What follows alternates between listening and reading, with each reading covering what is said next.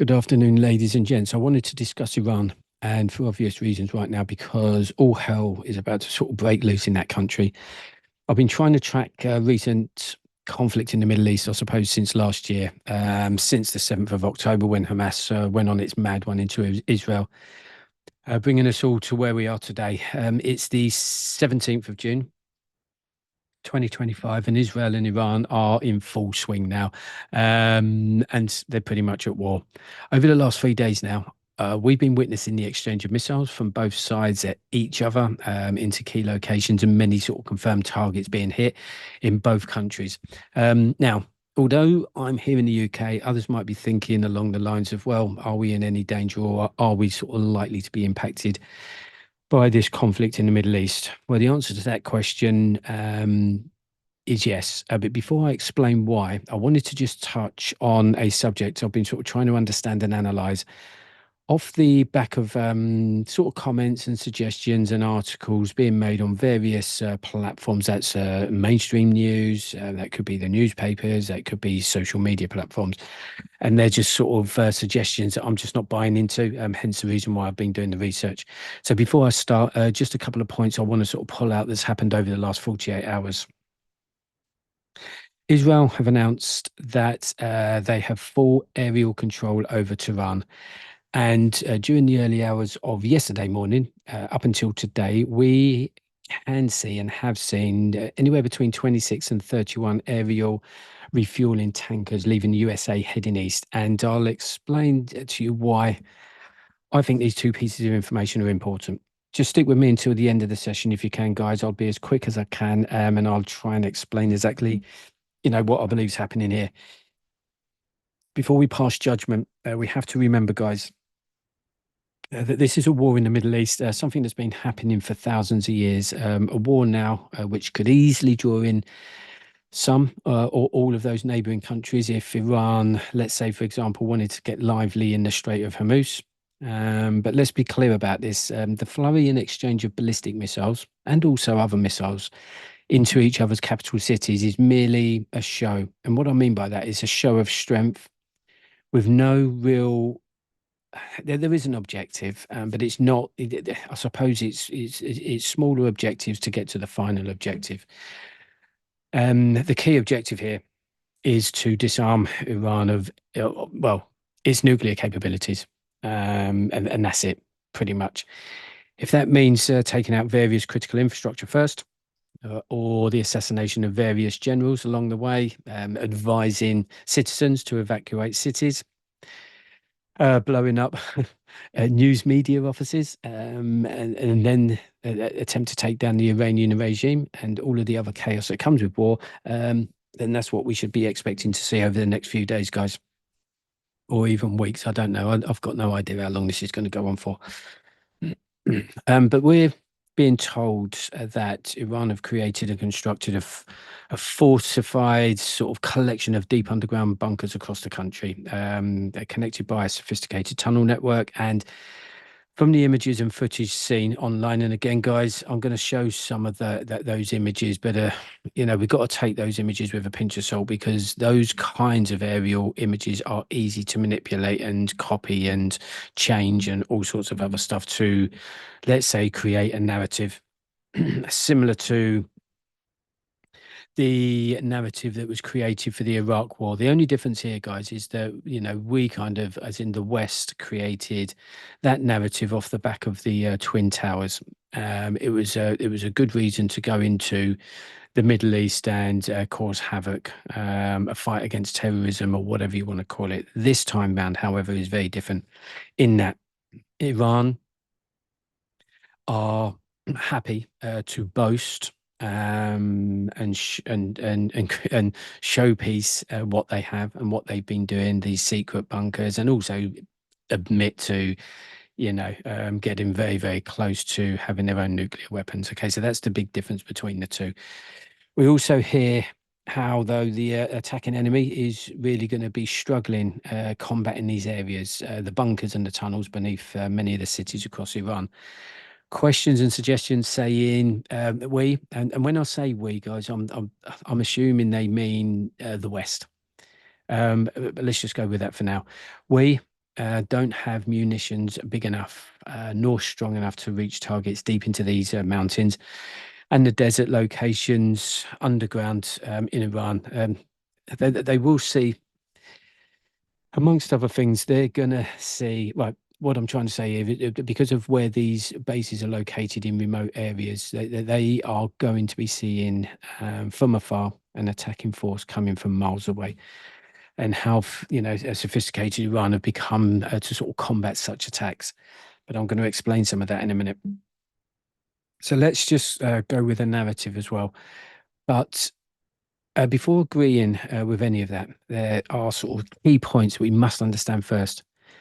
By burying your assets deep underground is, of course, protected from normal conventional attacks up on the surface.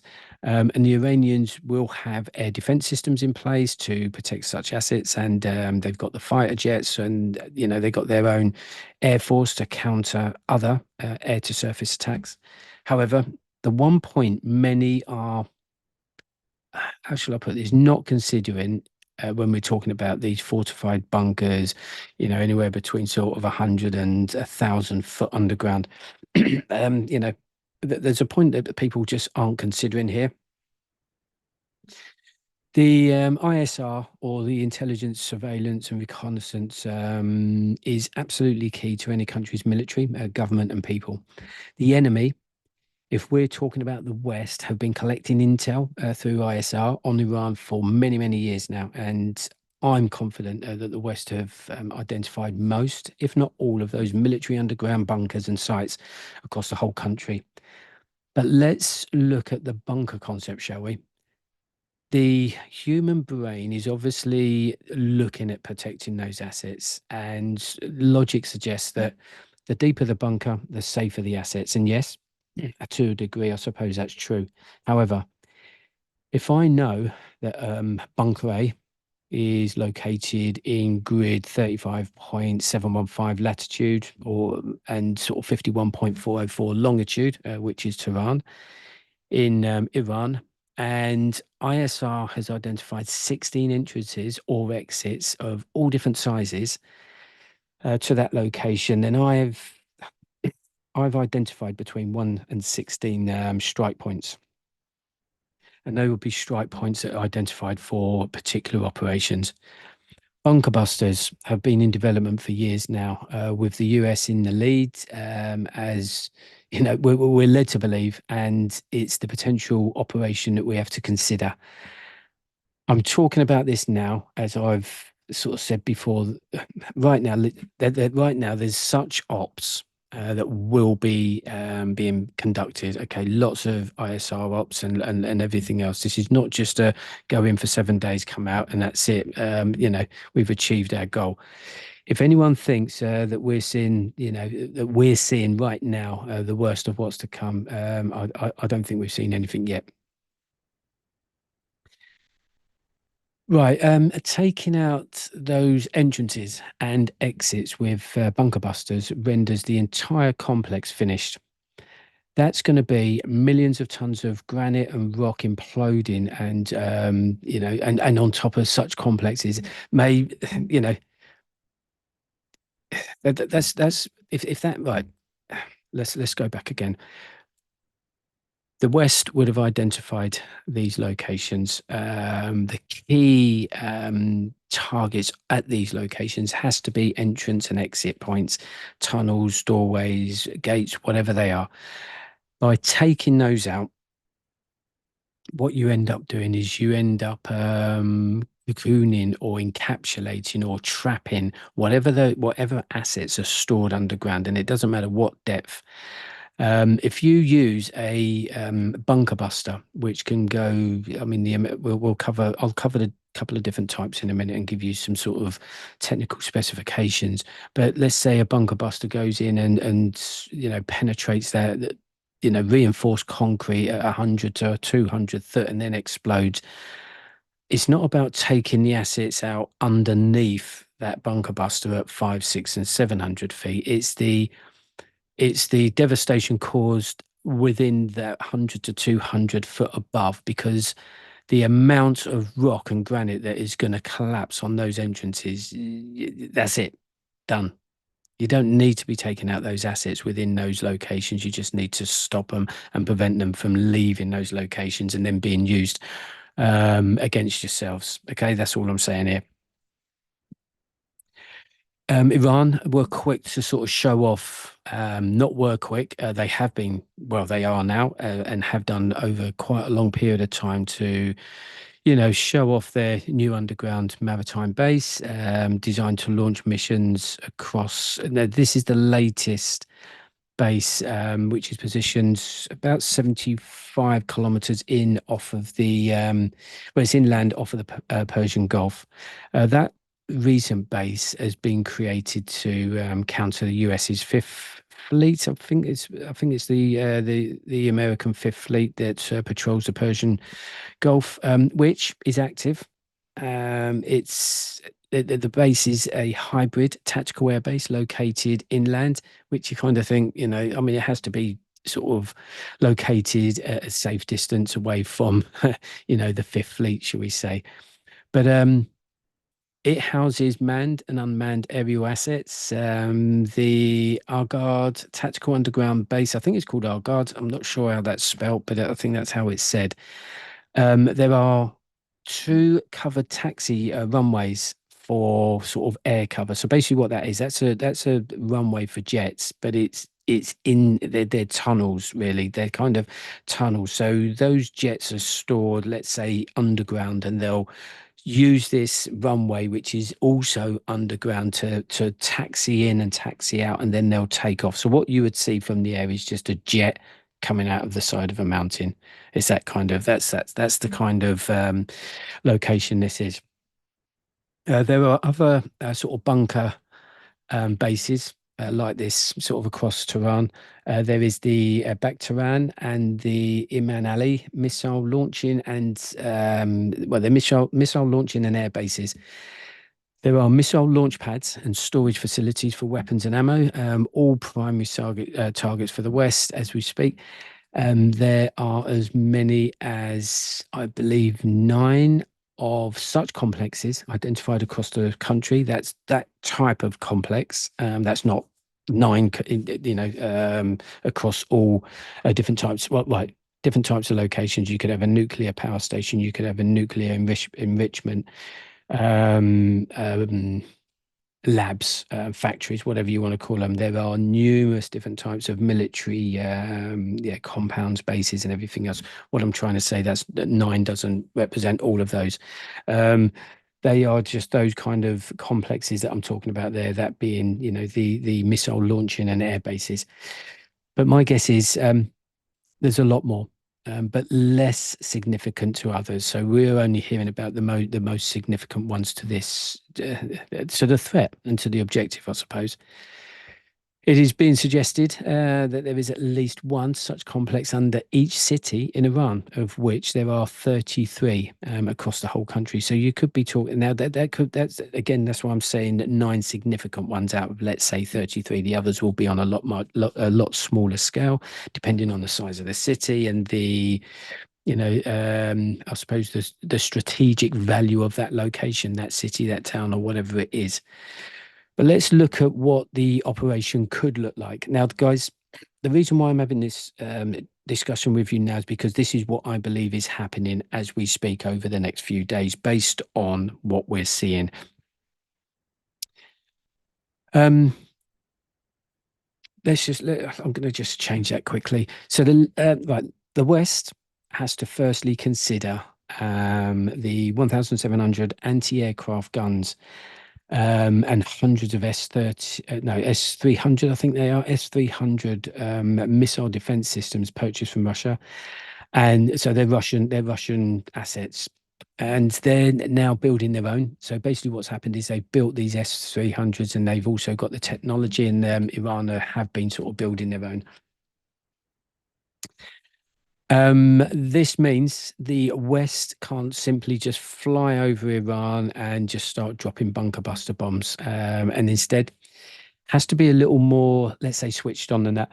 So firstly, intelligence gathering comes into play, as I've said. to ensure any bunker busting bomb is hitting its target right on the nose. Those things are big. There's a lot of risk in dropping those things, but also there's a lot of money. So you need to be you need to be making sure. Oh, plus it's the objective. You need to be making sure that that kind of munition is landing on point. This kind of operation takes time. Time the West have had, I suppose, over the years, because let's face it, they've been, collecting data from satellite imagery, where those potential entrances are located. But this intel alone isn't enough. They also use, some of you would have heard of the RQ-4 Global Hawk surveillance drones. They come into play and they basically work in unison with the satellite intelligence. It is designed, right. So the RQ-4 Global Hawk, that piece of hardware is designed with a sensor sweep to gather intel on. Hang on, I'm getting ahead of myself here. Let me just bring up the picture. So there on the screen here, what you'll see is those 1,700 anti-aircraft guns. Okay, they are quite sophisticated in taking out targets in the air. We've then got the S300 there, which is obviously, that's quite sophisticated as well in identifying targets and then also launching those air defense missiles out to targets, quite a long way away. Then that's it. That's what we're talking about. So this RQ, it's the RQ-4 Global Hawk. Those are surveillance drones. They're kind of ugly as hell, but it doesn't matter what they look like. As I was saying, it's designed with a sort of what they call a sensor sweep. So it's constantly scanning and sweeping as it's flying over, potential targets, and it's gathering intel on moving targets, imagery, and signals intelligence. Whilst these things travel at 356 mile an hour, and they've got a maximum range of 12,300 nautical miles, and they can also climb as high as, I think, 60,000 feet. I'm not 100% with that, but I think that's around about right. The US would be using satellite imagery and imagery sent from the surveillance drones to hone in on said targets. Then from there, geographic imaging sort of systems are also used to track the movement of assets and the personnel that operate those hardware assets into and out of these complexes. So basically, what I'm saying is, if you've got bunkers that are housing these anti-aircraft guns, excuse me, and S300s, then this kit, this surveillance, and this ISR is constantly monitoring these entrances to monitor and track and collect data on these assets.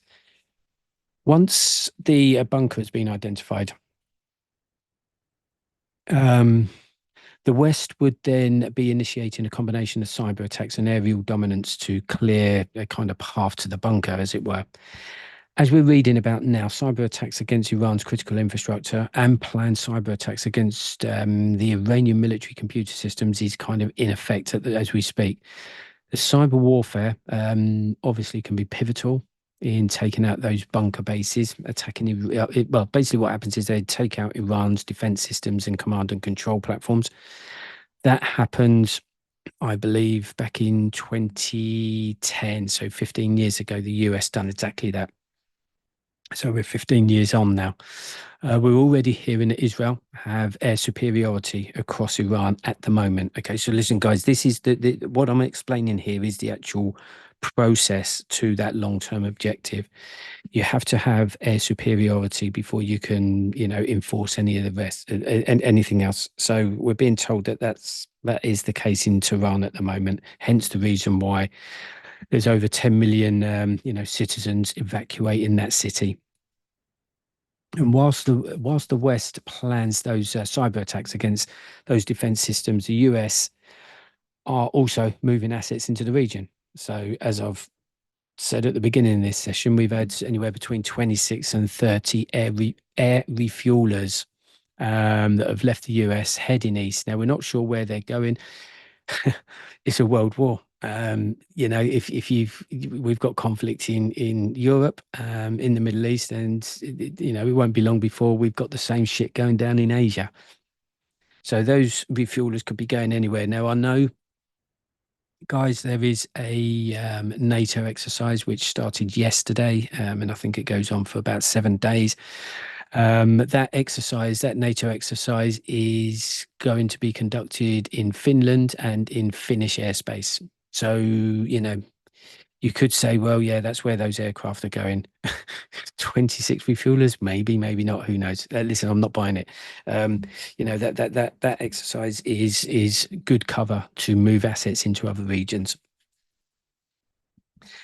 The hackers or the cyber attackers, whatever you want to call them, would only need a very small window of opportunity. So what that means is they would only need to take out the ability for air defense systems to identify and act just for, you know, a few minutes. Okay, so basically what you're doing is kind of, it's like a grid down going blind scenario whilst the next phase of the attacks come into play. That being whilst the bombers and, you know, sort of fighter jets, they come into their targets and they drop those bunker busters onto said targets. But let me just move on quickly. Right, listen, guys, this isn't going to be enough. Even with the pocket of opportunity taking out command and control systems, visibility, once the attack is happening, Iran would quickly start moving, you know, its mobile air defense systems into position, such as those S-300s or the launch pads.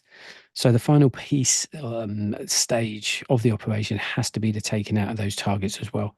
So the US and the West would employ the use of its F-22s and or F-35. Those are, you know, top generation fighter jets used not just by the US, but by countries across Europe as well. Hence the reason why we've had, you know, Keir Starmer telling everyone that we've sent more of these aircraft to the Middle East. That's not to de-escalate anything. It's to help support taking out these targets. Those jets would be used to take out those S-300s, radar systems, and other mobile launchers and defense systems captured by Intel via satellites and drones. So the use of naval power in the Persian Gulf could also be used to sort of target air defense systems and, you know, more missiles in the air acting as a decoy, because that's what would be happening. The better the chance of the bombers sort of dropping bunker busters onto its target. So basically, what you're doing is creating not well a smoke screen. Yeah, there's missiles being, you know, launched from the sea and across, you know, across the skies and everything else, just to kind of put off the radar systems from the scent, shall we say, whilst the bunker busters are kind of pulled in. So if any of this sounds a little too far-fetched, guys, then just consider this. The West have already moved F-22 and F-35s into the region. They've done that over the last few months. The UK have done that this week, last week, and they were, you know, they would probably add other assets there way before now. Let's just talk about the UK for now with, you know, we not just the UK. Okay, I was going to say NATO. It's difficult to talk about NATO in this context because, you know, it's not being mentioned. It's a North Atlantic Treaty, so it shouldn't really be involved here. However, I've said in my other videos that this Third World War is the West versus the East. It doesn't matter about anything else that's in between. That's kind of just what it is. So one thing to bear in mind also here regarding those, I'm just going to flip-flop. Sorry about flip-flopping here. I just want to go back before I forget about this, is I'm going to say 26. It could be 26, 27, 28, 30 refuelers heading east. There's that major exercise that I spoke about, the NATO exercise. It's called Atlantic Trident 25. It's a multinational air combat exercise involving the US, UK, France, and obviously Finland, because that's where it is. It's taking place in the Finnish airspace. So that is up until the 27th. Now, is an excellent example or opportunity or excuse to get assets to certain areas. Because if anyone wants to question it, the West will just say, well, we've got an exercise going on. Okay, I've said about that. I'm not going to carry on with it. But we can't sort of finish off this session without mentioning those bunker buster bombs. I want to mention something about them because you are going to hear about those over, the coming week or two. So the GBU 57 is it's a massive ordnance penetrator, or what is known in the industry as a MOP, MOP. It's designed to take out nuclear assets stored deep underground, and it weighs. Is it on there? No, I think it weighs around about 15 tons. So this bomb can penetrate up to 200 feet of reinforced concrete. And it can be launched from either the B-52 bomber, that's the US bomber, or the B-2 stealth bomber. And the importance of using the B-2 stealth bomber is because, and I don't want to get into too much of the technicals, guys, because it's some people, a lot of people are just not interested. They just want to know whether this thing can do the job. But I just want to explain for those that are interested and probably know, what I'm talking about. The the B-2 stealth bomber is ideal for this because it can fly up to 50,000 feet, which is out of range of most of Iran's defense systems, meaning it can fly high and out of range whilst dropping the bombs. Then there is the the GBU 72, I think. That one's newer than the GBU 57. Right, so the GBU 57 is the one you can see on the screen there. That is the stealth B-2 bomber dropping that bomb onto a target. The GBU 72. Right, let's get this right. That's a 57 you can see on the screen. That's the 57 there. Those guys are stood by a GBU 57. Okay, that's a bunker buster. Bunker buster.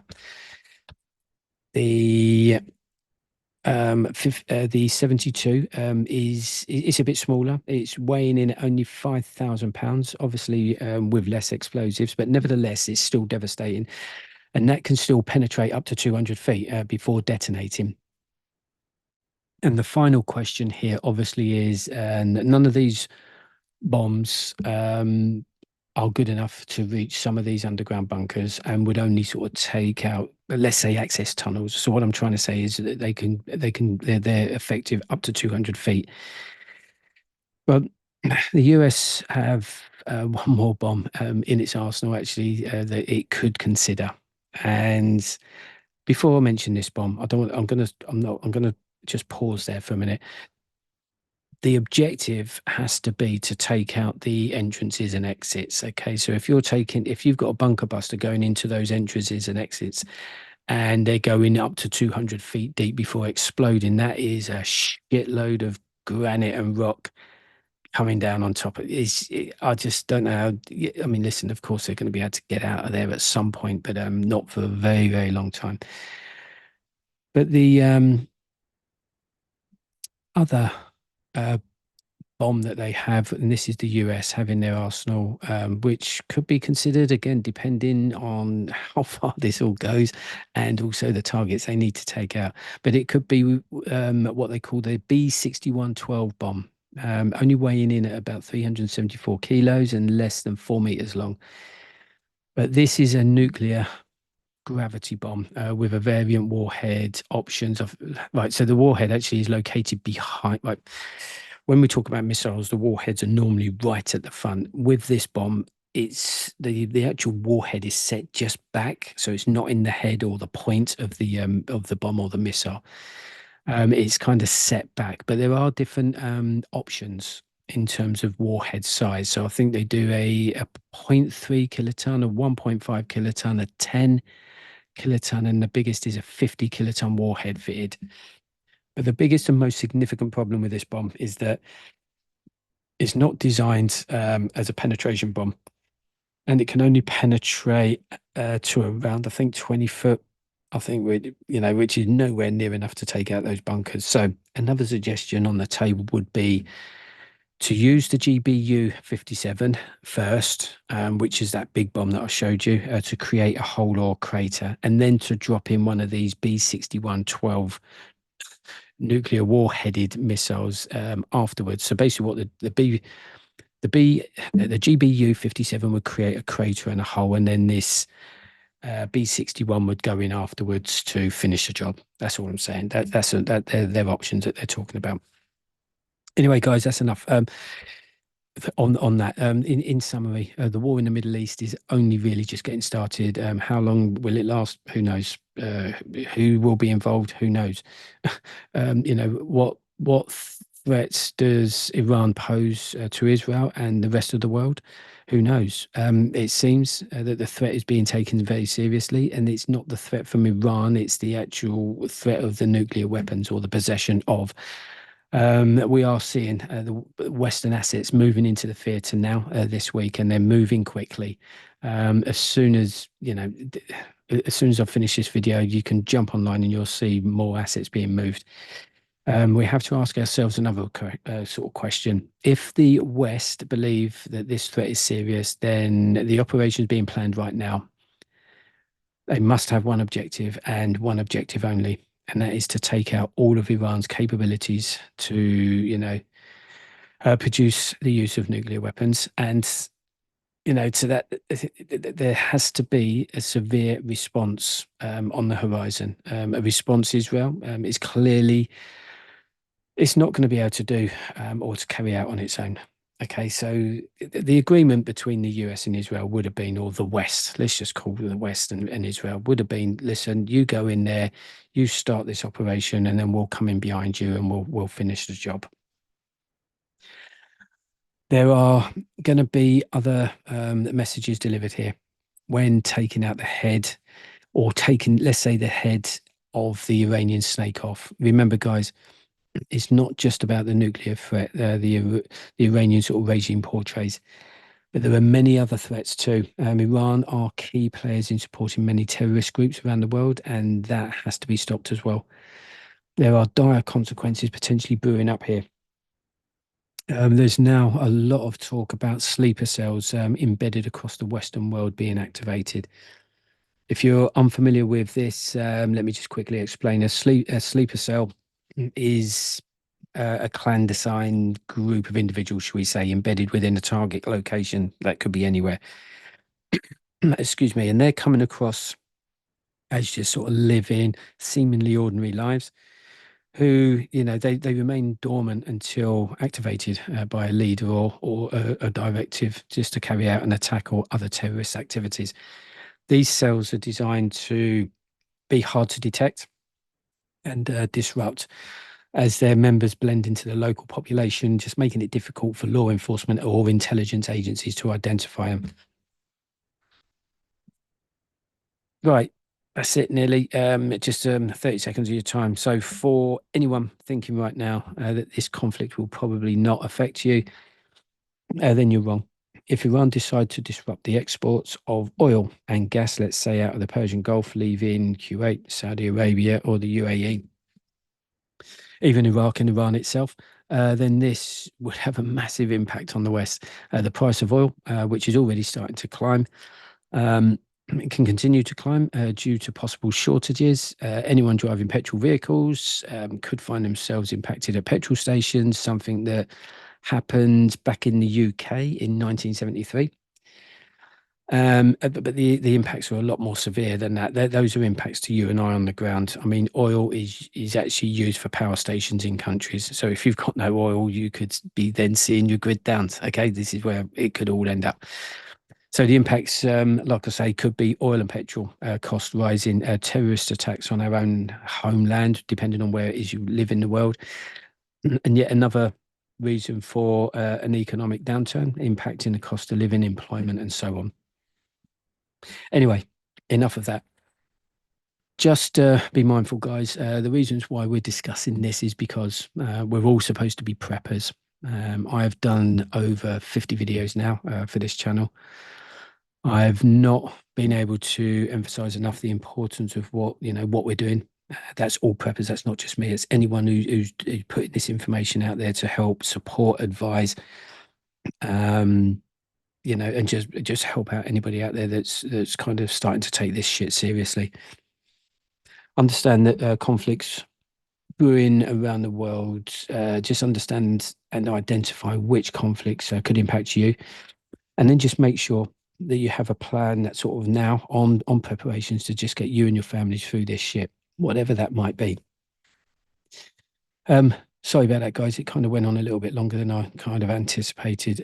Just keep an ear to the ground, understand what's going on, and just get yourselves military fit and infantry aware.